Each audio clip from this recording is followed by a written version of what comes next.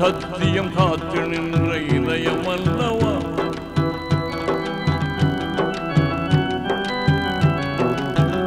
உத்தம திருநபியின் மகள் அல்லவா, நமது உண்மை வீரர்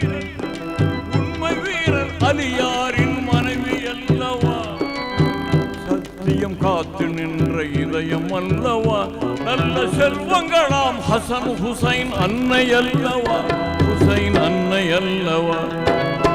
பாத்திமா வாழ்ந்த முறை உனக்கு தெரியுமா, அந்த பாதையிலே வந்த பெண்ணே நீ சொல்லம்மா.